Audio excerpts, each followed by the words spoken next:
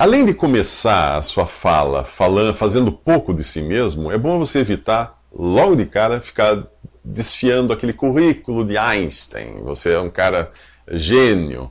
Entenda que a técnica é você criar reconhecimento pelo conteúdo de sua fala. E não tentar passar credibilidade à sua fala com os seus títulos. Se a pessoa parou, saiu de casa, andou para ir lá escutar você, é porque ela deixou de fazer alguma coisa importante por achar que você tinha coisa mais importante para dizer a ela. Não é preciso você tentar provar isso com títulos. Mesmo porque títulos tendem a aumentar a distância do seu público. Títulos tendem a fazer com que alguns comecem a desconfiar da sua capacidade. Ou até se sentirem constrangidos, diminuídos na sua presença. Não é isso que você quer. Você quer se rebaixar na presença de seu público, para depois deixar que o seu público exalte você pela sua capacidade. Se você tem um currículo invejável, deixe para apresentá-lo em conta-gotas, assim, em gotas, ao longo da sua fala, contando casos do tipo, olha, quando eu estive numa reunião com o presidente dos Estados Unidos, ele me disse, Mário, eu quero que você saiba que tal. Veja, você não desfilou um currículo do tipo estive com o presidente dos Estados Unidos. Não, você não fez isso de cara, hora que antes de subir no palco. Não. Mas você mostrou isso de forma sutil e integrada ao seu assunto. O modo de fazer, isso também é importante. Você reparou que eu incluí o meu nome na fala do presidente como se ele fosse íntimo, ao ponto de me chamar pelo nome? É por aí. O medo pode variar de pessoa para pessoa, mas não só isso, mas também pode variar de situação para situação. Eu já encarei plateias sem medo algum e já me apavorei em alguns momentos.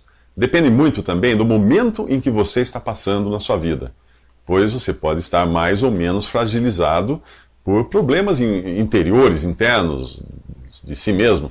E isso vai acabar se revelando no momento de estresse, que é uma apresentação pública. Por mais experiente que seja o profissional, a pessoa que fala em público, é um momento estressante, é um momento de adrenalina, é um momento difícil. O melhor mesmo é você nunca perder totalmente o medo de falar em público, porque é justamente o medo que dá uma certa cor à sua fala. Ele também proporciona aquela adrenalina da qual você vai precisar para ser convincente, para ser uma fala, né, poderosa. Os atletas não batem recordes em treinos, mas é nas competições. Quando o medo atinge o ápice, chega ao limite, aí o público grita, cobra dele um desempenho, ele tem tudo a perder. Aí a adrenalina, que é gerada pelo medo, se torna uma aliada para ele vencer.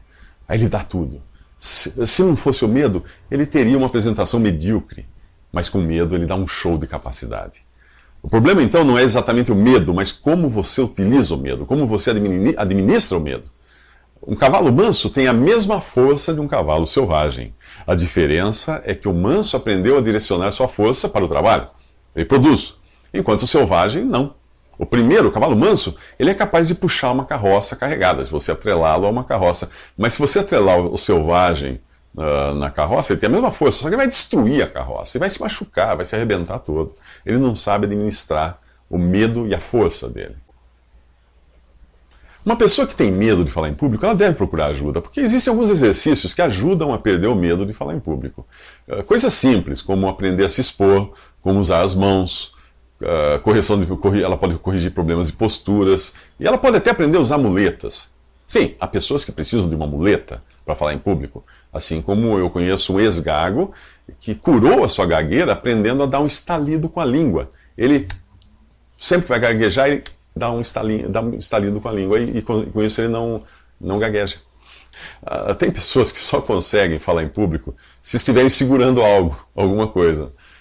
Então não há nada demais você fazer a sua apresentação segurando uma caneta, por exemplo, né, nas mãos, ou talvez com uma mão no bolso, agarrada a um clipe de papel ou uma moeda lá no fundo do bolso. Ninguém vê isso, mas você sabe que ali você está seguro. Eu conheço um palestrante que só faz palestra segurando, se tiver alguma coisa para segurar um púlpito, por exemplo. Tem que ter um púlpito no palco. Ele mantém o contato físico com o púlpito o tempo todo, ele não tira a mão do púlpito. É a sua muleta. Mas poucos percebem que ele usa essa muleta. E é melhor, fazer isso do que improvisar a muleta na hora de falar, né? Tem gente que às vezes arranca o botão da camisa de tanto ficar mexendo nele.